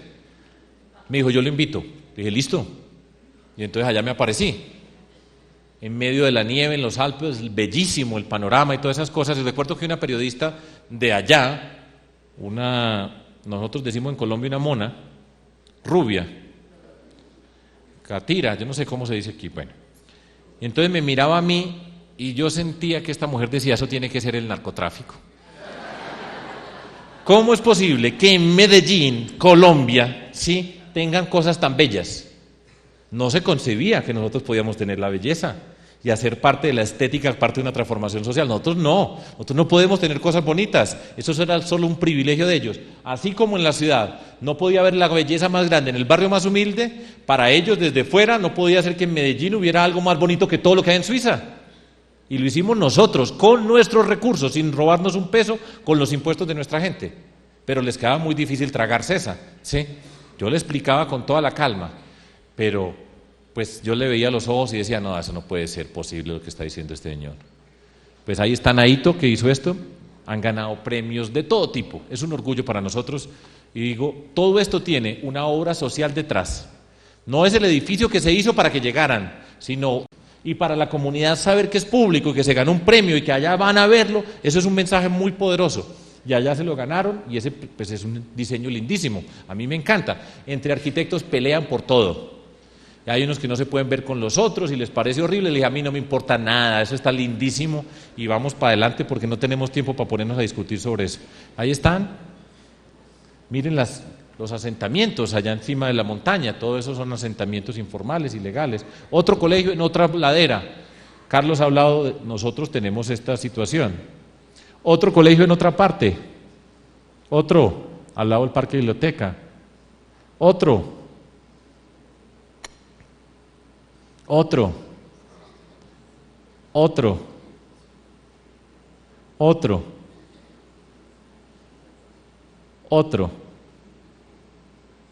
10. ¿Quiénes lo hicieron? Nosotros. ¿Por qué los hicimos? Porque nosotros sabíamos qué era lo que íbamos a hacer cuando llegamos al poder. Esto no fue que me dijeron a mí, haga colegios. Pero cada colegio está ubicado en un lugar y sabe cuál es la comunidad y sabe cuál es el proceso. Y adentro, por supuesto, le ponemos un proceso de calidad porque las matemáticas las tenemos que mejorar en Colombia. Y estoy seguro que en Ecuador también tienen que mejorar la calidad de las matemáticas. Entonces, pero el primer paso de la calidad es la dignidad del espacio.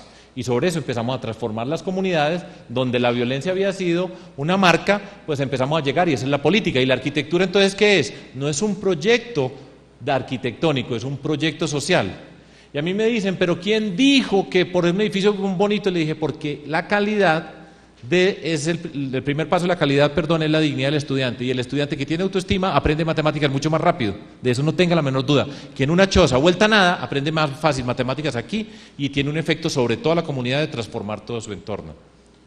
Reposiciones, este es uno que yo disfruto mucho. Yo he presentado esto 1.000.000 de veces y cada día hay otras fotos que nunca me las dan a mí, los que hacen todas las cosas, pero yo me defiendo con las que tengo. Mire este señor parado en este árbol lo que está haciendo. No es precisamente un integrante del Partido Verde que esté preocupado por esto. Ese colegio, esa esquina quedó así. ¿Quién lo hizo? Nosotros. ¿Por qué lo hicimos? Se podía haber quedado ese colegio así. Pero es que nosotros éramos quienes estábamos en el poder y sabíamos que íbamos a transformar una comunidad y íbamos a trabajar con esa comunidad y la arquitectura juega papel preponderante dentro de todo esto. Pero esto no era para darle trabajo a arquitectos, sino para un proyecto de ciudad. Pero repito, yo quiero que eso les quede muy claro. Es la arquitectura una componente dentro de un proyecto político. Otra esquina. Esta esquina, arriba en el Metrocable, esta esquina, así era el comedor antes, así es hoy. Todas esas flechitas son reposiciones y trabajos en escuelas en alguna parte de la ciudad, todas tienen su razón de ser porque está ahí y es el trabajo que nosotros tenemos que hacer. La ciudad no se puede quedar toda la vida haciendo parques, bibliotecas y haciendo reposiciones, pero es que precisamente para eso es el liderazgo, uno va pasando por etapas. Entonces, si yo fuera a ser alcalde, que no voy a ser otra vez de la ciudad, a pesar de que la adoro, ¿sí?, pues yo no haría lo mismo. Pues tenemos que pasar a otra etapa y uno tiene que saber, y precisamente el liderazgo es yo voy para allá y tenemos que coger la energía y empezar a movernos y cada día nos tenemos que mover y uno tiene que ser capaz de innovar y de ir hacia ese camino. Hay gente que se queda y dice, entonces hagamos colegios. Le dije, no, esa no es la fórmula no es hacer colegios. La fórmula es entender cómo transforma, en qué momento, y el paso siguiente pues tiene que pensar en otro paso. Parques, biblioteca, en Medellín se están haciendo unos ahora que todavía faltaban, entonces ya en Medellín había peleas. ¿Por qué no hay un parque, biblioteca en nuestro barrio? Y qué buena esa pelea, que la gente esté peleando porque quiere tener un parque, biblioteca. Si nosotros hubiéramos hecho una encuesta, nadie hubiera votado en Santo Domingo por tener un parque, biblioteca. Nadie. Y el curita nos hizo oposición. Y sí había montones de abogados allá que iban con la gente, con los que nos íbamos a comprar las casas, a tratar de torpedearnos, así que nosotros le íbamos a robar la plata, y que el curita decía, en eso muchas veces, pero después fuimos y nos hicimos amigos, pero decía, no, es que aquí lo que necesita es empleo. ¿Quién dijo que se necesitaban ladrillos? Porque esa es la concepción para tratar, y esto no es un ladrillo, esto es un proyecto social, lo que estamos haciendo nosotros, pero nos toca dar esa batalla, y por eso la participación de la ciudadanía, por eso el trabajo de esa cantidad de gente que nos... Yo salgo en las fotos, pero hay una cantidad de gente que ha hecho ese trabajo social, esa capacidad de hablar con cada uno, y esa es la maravilla de nuestro trabajo. Pero nosotros no llegamos a repartirle favores a un político, le tengo que poner en este equipo a alguien de su equipo, no, a este grupo a alguien de su equipo para que lo haga, no, gente que sabe. Y entonces la gente lo hacía con gusto, la gran mayoría de las personas que estaban allá respondían de la mejor manera. Esto es una esquina, era una esquina. Y queda así. ¿Qué es esto? Un centro de emprendimiento. El programa de emprendimiento, la idea fundamental del emprendimiento es transformar de manera creativa una idea en actividad productiva. Eso es todo lo que es el emprendimiento, sintetizando, es una definición muy sencilla. Transformar una idea de manera creativa y convertirla en actividad productiva. Y eso puede pasar desde el más humilde hasta lo más sofisticado de la investigación en biología molecular. En esos espacios de nuestra comunidad, pues ahí está la gente que sabe trabajar, y trabajamos con diferentes organizaciones de la ciudad que saben hacer ese tipo de trabajo. Y muchas personas lo que necesitan es el reconocimiento de que tienen un talento, una capacidad. Y eso sirve para ir perfeccionando y abriendo puertas. Entonces, ¿qué va? Pues el símbolo, el espacio físico es un mensaje poderoso, porque dice, esta es la dignidad de nosotros, está un espacio lindísimo, digno, comparado con esta esquina que había ahí, a esta esquina hay un cambio muy grande. En cada parque biblioteca había sedesos, este es el que queda al lado del Parque Biblioteca España, que no lo tenía adentro, todas las otras sí lo tenían adentro, hace parte de ese. Este es el Parque del Emprendimiento con estudiantes universitarios. Ahora están haciendo algo bellísimo en la ciudad, que es una manzana del emprendimiento. Ya no es un parque, es una manzana. Y van a llegar y nos encontramos con el conocimiento y el mundo de todas formas en esos espacios. Pero son espacios públicos que el que mire para allá, ¿qué dice? Oportunidades. Estamos apostando a las oportunidades dentro de ese concepto.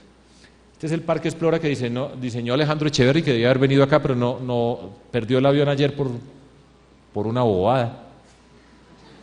Él lo diseñó. Este es el jardín botánico, que era encerrado, nosotros lo tumbamos, lo redescubrimos para la ciudad, le dimos vida, rompimos los muros, abrimos las puertas y dejamos que el talento de la arquitectura se convirtiera en una expresión de nuestra capacidad como ciudad. Es el Parque Explora. Por aquí no pasaba un alma. Antes, por este sector, allá al fondo queda Moravia.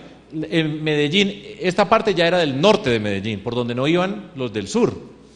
Esta parte fue una intervención urbana hecha por arquitectos, urbanistas, pasajistas, afuera, adentro de todo este concepto. las cajas rojas.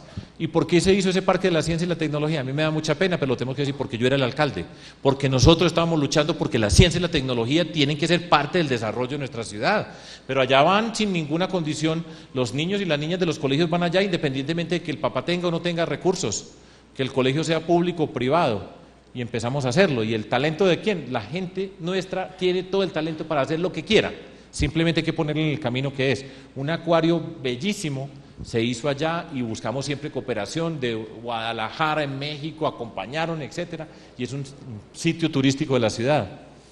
Este era el jardín botánico, este era el orquideorama, el edificio central. Miren el techo de ese jardín botánico, pues mírenlo hoy. ¿Quién lo hizo? Un grupo de arquitectos de Medellín. Les voy a contar la anécdota para arquitectos. Cuando estábamos haciendo el jardín botánico teníamos una gerente buenísima, una mujer ejecutiva, capaz para hacer las cosas. Nosotros teníamos que soñar y hacer, porque si no somos capaces de hacerlo no estaba sentado acá. Entonces teníamos la gente con la convicción, la preparación, el conocimiento, el liderazgo y vamos para allá. Entonces dijeron, vamos a hacer primero los edificios que rodean el edificio central dentro del jardín botánico. Yo le dije, no. ¿Para qué me servía el poder? Para decir no. Vamos primero con el edificio central. Primero el edificio central. Entonces me dicen, bueno, tenemos que hacer algo y es conseguirnos un arquitecto bien famoso del mundo. La moda. Hay que traer a Koolhaas para que nos diseñe el Jardín Botánico de Medellín y entonces todo el mundo venga a Medellín a ver a Koolhaas. Le dije, no. A mí me da mucha pena, pero nosotros no vamos a traer ningún arquitecto que jamás le va a importar eso, que ponen un taller allá a una gente que diseñe ese Jardín Botánico para Medellín, que seguramente dirá, no, yo que voy a ir allá, qué miedo ir a Medellín. ¿Sí? Dije, nada, lo vamos a hacer. Y para dijimos, vamos a hacer un concurso de ideas. Se hicieron un concurso de ideas y ahí se lo ganó un equipo de arquitectos jóvenes con el papá de uno de ellos, que era el mayor, pero un grupo de arquitectos jóvenes de la ciudad, y yo no sé cuántos premios también se han ganado, y a mí me da un orgullo cuando yo abro esos libros internacionales de arquitectura, de creación, y abro el Jardín Botánico de Medellín de primero. Es un orgullo muy grande para nosotros. Ahora, ¿qué hice yo como alcalde? Dejé que hicieran. Ahora, poner cierta línea, decir, nada de Koolhaas, aquí lo hacemos, lo hicieron, y miren cómo respondieron. El talento lo tenemos nosotros, no somos inferiores en talento a nadie. No tenemos que decir que seamos superiores, pero nosotros lo tenemos, y tenemos la capacidad, y eso es esa apuesta. Pues es una parte bellísima de la ciudad. Esta era la casa del siglo XIX de Medellín. Todas las han tumbado. Nosotros no tenemos un centro histórico tan lindo como el de Quito. Bogotá tiene un centro histórico, pero Medellín es mucho más reciente. Medellín tiene 335 años. ¿Cuántos años tiene Quito? 500, nos llevan muchos todavía. Bueno, quedaba una casa del siglo XIX vuelta a nada. Entonces, en un sitio del centro de la ciudad, nosotros dijimos, bueno, vamos a averiguar qué es lo que pasa allá. Eso estaba en una herencia, no sé qué, un lío jurídico. Nos pusimos y vamos a resolverlo. Pues lo resolvimos. ¿Y qué hicimos en esa casa? Pues la restauramos. Y allá hicimos la Casa de la Lectura Infantil en el centro de Medellín. ¿Por qué Casa de la Lectura? Porque nosotros ganamos. Porque nosotros sabemos lo que significa la lectura para una transformación social. Y entonces quedó así. Donde estaba esa construcción derruida, pues quedó así. Y allá van a leer los niños y las niñas que están en el centro de la ciudad. El hijo de un vendedor ambulante puede ir a leer allá, y tiene una persona que le enseña a leer con las mejores condiciones.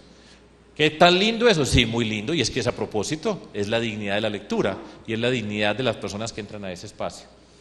Entonces era un arquitecto, pues el más emblemático de Colombia, Rogelio Salmona, de Bogotá, una persona que en el mundo de la arquitectura en Colombia, y yo creo que en muchas partes del mundo, siempre fue respetada y reconocida como un gran talento. Pues de Rogelio Salmona había por allá una casa privada en alguna parte de Medellín, pero de resto no había ninguna obra. Entonces nosotros en el barrio Moravia, el del basurero, donde quedaba el basurero de Medellín, donde el basurero pues siempre estaba ubicado en la periferia de la ciudad, pero la ciudad va creciendo y se tragó el basurero, pero alrededor del basurero entonces empieza a vivir gente, y fueron haciendo sus asentamientos ahí y terminaban viviendo 50.000 personas más o menos vivían en ese sector, básicamente encima de basuras. Ustedes se pueden imaginar las condiciones ambientales y todo lo que ocurría en ese espacio. invasiones, gente que llegaba de otros lugares, desplazados por la violencia, por todo, en un microcosmos, en un pedazo apretado de la ciudad, 50.000 personas ahí. Pues allá nosotros dijimos, vamos a hacer un centro de la cultura. Dijimos, vamos a hacer el centro de la cultura en Moravia, el barrio se llama Moravia. Entonces, hombre, que Salmona no ha hecho nada en Medellín. Le dije, pues hablemos con Salmona. Hablemos con Rogelio Salmona a ver si hacemos algo. Entonces alguno fue a hablar con él, toda esta cosa, vino a Medellín, estuvo hablando conmigo. Le dije, esto es lo que nosotros estamos soñando, y me dijo, yo me apunto para hacer ese diseño. Entonces la embajada francesa quería cooperar con nosotros, pero rápidamente me di cuenta y le dije, miren, si nosotros nos podemos a pedirle plata a la embajada francesa, dentro de 4 años, por ahí un burócrata está firmando 284.326 euros. Con eso no hacemos nada. Nosotros tenemos que hacer este centro de cultura en Moravia y lo hacemos con la plata nuestra. Yo no sé cómo la vamos a conseguir, pero nosotros lo hacemos. Bueno, pues la confianza tiene un efecto muy poderoso. Llegó una fundación, nos dijo, nosotros le regalamos a usted el diseño y la obra y todo. Y nos salió gratis. ¿Sí? ¿Por qué? Porque sabían que no iba ninguna plata para el bolsillo mío, ni para el de Juan Diego, ni para el de Carlos, ni para el de nadie. Ahí estaban todos los recursos. Entonces nosotros le decimos, construyanlo ustedes, no se preocupe, no tenemos que hacer ningún concurso, usted lo construye y nos entrega esto a la ciudad. Y nos lo entregaron, y era la obra de Salmona. Yo recuerdo gente, no sé si Juan Diego sabe esto, que me decía, pero ¿cómo es posible que la obra de Salmona en el barrio Moravia? Le dije, para eso fue que ganamos. Nosotros ganamos para hacer la de Salmona en Moravia, ¿sí? No en ese otro espacio. Esa es la arquitectura de él, yo creo que fue la última obra de él. Y para que les dé bastante envidia a los arquitectos, yo les cobraba una parte a los arquitectos, voy a tener que confesar. Pero lo que yo les cobraba era que cada uno me diera un dibujo en papel mantequilla, un bosquejo del diseño que había hecho. Entonces yo me los guardo para mi casa, eso es lo que yo tengo en mi casa. Hay unos que todavía no han podido, Alejandro Echeverri todavía no ha podido hacer el dibujo, porque no saben dibujar, a mí me parece dramático. Y otros tienen que calcar. Tienen que sacar la foto y encima ponen y hacen sus rayas, ¿sí? Porque no son capaces de dibujar, pero Rogelio Salmona sí sabía dibujar. Y yo tengo en mi casa el bosquejo de Rogelio Salmona, de este Centro de la Cultura, de varios pedazos, hecho por él en su tinta negra, sobre papel mantequilla y dedicado para mí, para que les dé bastante envidia. Yo tengo eso y ninguno de ustedes lo va a tener porque hay uno solo y ese lo tengo yo. Bueno, aquí ya entraría el PUY de la nororiental. Juan Diego habló Carlos habló de esto. Yo propongo que termine aquí, no, a no ser de que me digan que siga. Yo ¿le sigo o Hernán sabe que viene? Pero no, dejemos que venga Juan Diego, que conoce todo esto y es de la familia, en el sentido de lo que nosotros hemos hecho en Medellín. Déjeme termino diciendo 2 palabras. Voy a terminar, hago un resumen y después preguntas, para que no ser tan cansón yo. ¿Qué he dicho yo aquí hoy? 1, todo esto arrancó con un sueño. El que no sueña no llega. Si no hay sueño, no hay rumbo. Nosotros teníamos un sueño. Y pasamos, a mí me tocó décadas para llegar y entender que son los políticos quienes toman las decisiones más importantes de una sociedad, gústenos o no nos guste. Nos atrevimos a participar en política con una idea muy clara, vamos por el poder, y el poder para hacer realidad nuestros sueños. Eso fue lo que nos motivó para salir. Nunca nos rendimos, los obstáculos son gigantescos.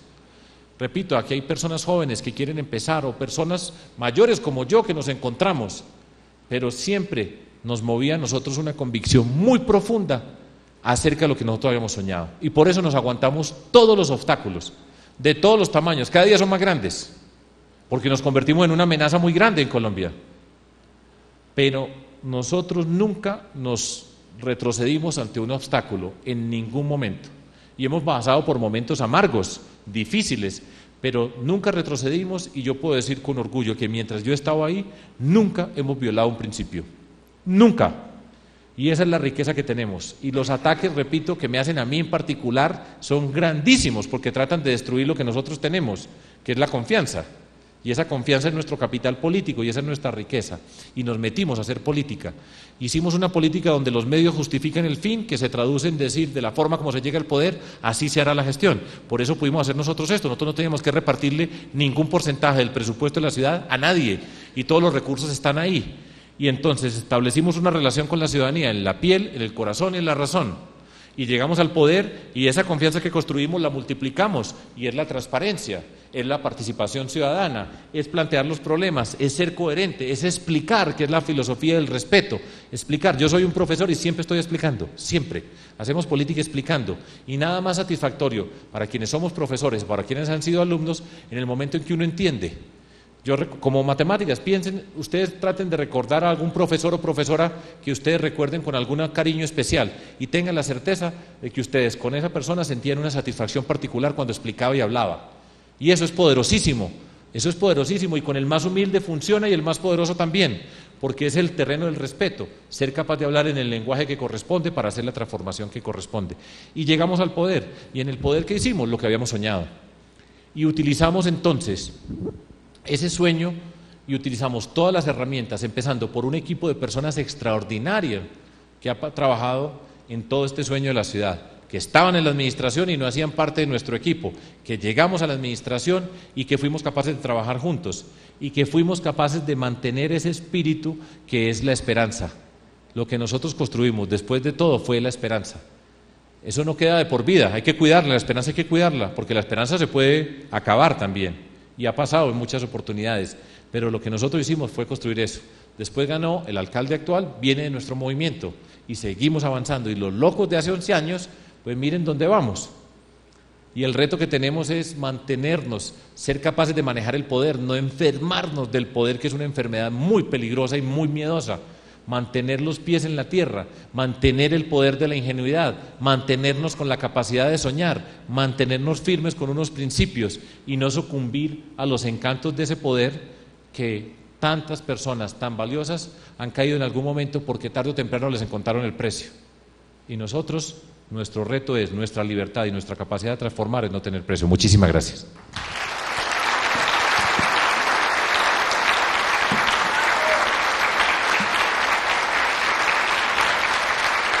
Aplicamos esos recursos a partir de lo que construimos y para quien tenga un sueño, para quien esté inconforme, porque yo creo que la inconformidad es necesaria en cualquier tipo de democracia, pues que tenga una puerta para expresar su inconformidad y que la luche y que caminen y que avancen y que se luche por el poder, desde que sea en el terreno de unas reglas de juego claras para que podamos competir. Esa es la apuesta por la democracia.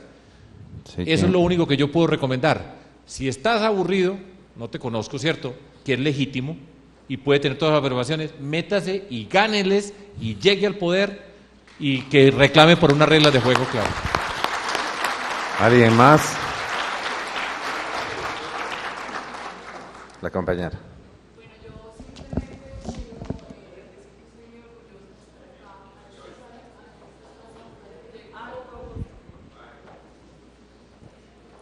Creo que sé de dónde es. Simplemente quiero decir que estoy muy emocionada de estar acá en esta sala a la que llegué un poco por azar esta mañana. Y quiero decirles a todos ustedes que ustedes pueden ver o decir que a veces las fotos hacen muy bonitas las cosas. Yo quiero decirles que doy fe y soy testigo de este poder de transformación en la ciudad de Medellín. Es mi ciudad, es la ciudad donde vivo. Estoy de visita estos días en Quito y me emociona mucho que todo este poder de transformación se haya multiplicado de tal manera que no solamente los habitantes de Medellín tengamos la oportunidad de conocer esto y de vivir allá, sino que se manifieste y lo puedan ver todos ustedes, lo puedan ver como un modelo y un ejemplo en Latinoamérica. Y simplemente es eso, es la emoción de eso y creo que es muy importante para cualquier profesión, para cualquier persona que quiera construir y crear una sociedad, esas tres palabras tan importantes de llevar todo en la piel, en el corazón y en la razón. Sobre eso quiero poner bastante énfasis y simplemente darle las gracias al señor Fajardo Pablo y a todos ustedes. Muchas gracias. Y esa es la última pregunta, por favor, que estamos con el tiempo. Bueno, señor alcalde, qué orgullo saberlo latinoamericano primero. En realidad, yo quisiera decirle que yo, antes de escuchar su charla, también tenía algún pensamiento un poco perverso, como aquella persona de Davos. Cuando veía el desarrollo de Medellín en estos últimos años, yo siempre pensaba de dónde sacan la plata. Porque realmente conocemos un poco las historias lamentables que existen alrededor de la ciudad y ese desarrollo para mí también era algo especial que yo no lograba entender. Realmente ahora veo, de acuerdo a los esquemas que usted los puso, que el tema de la corrupción creo que ahí está ese recurso económico que estaba perdido. Esa es la conclusión a la que yo llego. Creo en usted y creo que lo hicieron de manera muy honrada y le felicito. Muchas gracias. Gracias. Muchas gracias. Quiero hacer una observación. Medellín, esto es en Colombia, pero Medellín tiene una estructura de impuesto predial que se paga de acuerdo al lugar donde está ubicada la vivienda de la persona, que va muy de la mano, donde estaba ese verde oscuro, donde pagan más alto por el impuesto predial, y es un impuesto alto. Lo primero que nosotros hicimos cuando llegamos a la alcaldía fue subir el impuesto predial, porque por ley hay que actualizarlo, pero habitualmente a los políticos no les gusta subir un impuesto porque la gente no quiere, entre comillas, pagar impuestos. Entonces el anterior alcalde no había hecho la actualización. Nosotros lo primero que hicimos fue, vamos a subirlos el impuesto predial, teniendo por supuesto en cuenta el índice de desarrollo humano pero las personas que están en esos sectores que tienen una mayor capacidad, y eso hay un margen de error dentro de todo eso, por supuesto, pagan más. Y yo puedo decir con orgullo que cuando hay confianza la gente paga. Y en todas las vallas nosotros poníamos como aviso, aquí están sus impuestos. En todas las vallas poníamos.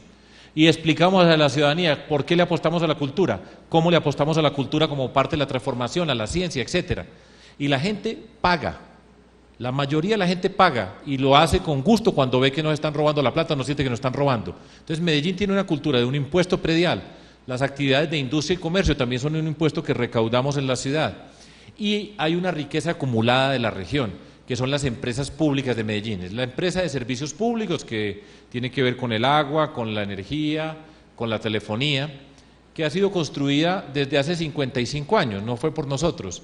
Y por una razón valiosísima de nuestra ciudad, en un mundo donde se ha tratado de privatizar todos los servicios públicos, porque el Estado no debería estar proveyendo esos servicios públicos, nuestras empresas públicas se han mantenido públicas y con pequeños altibajos ha sido una riqueza pública, es de la ciudad y genera una gran riqueza, la gente paga por los servicios públicos.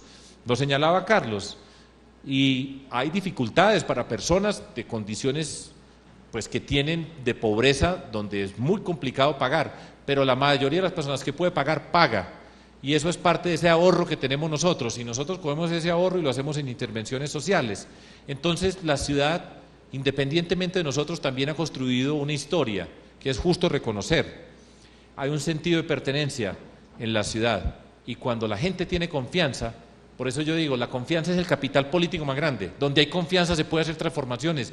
Y nuestra gente, y es un orgullo, lo hace rápido, rápido. La gente vuela, porque es que el talento está. Y la gente responde. Eso no tiene que ser infinito el proceso, pero tiene que ver con eso. Entonces, una mezcla de todos esos factores. Un sentido de pertenencia, una conexión, un cuidado, una responsabilidad de la gente que paga. ¿Cuántas donaciones no nos dieron? El Centro de Cultura de Moravia nos lo regalaron a la ciudad. Y ese Centro de la Cultura vale 10.000 millones de pesos. Y otro colegio, pues para quienes sepan de Medellín, el ITM, un edificio que era un colegio antiguo que había, nos lo regalaron a la ciudad, 32.000 millones de pesos en un cheque. Y otro parque, el Parque Juanes de la Paz, no les he mostrado un montón de cosas, nos lo regalaron a la ciudad. ¿Por qué nos lo regalaban? Porque la gente sabía de fundaciones privadas, de gente que tiene muchos recursos, muchos.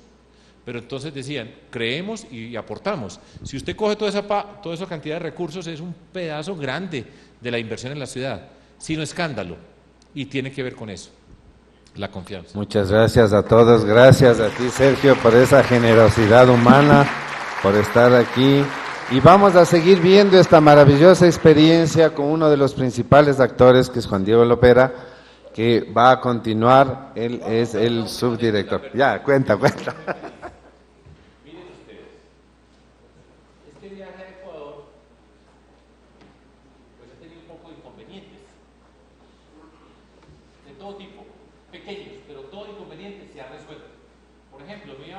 con mi hija en Bogotá íbamos a entrar a registrarnos para recibir el pasaporte, me dice, ¿y su pasado judicial?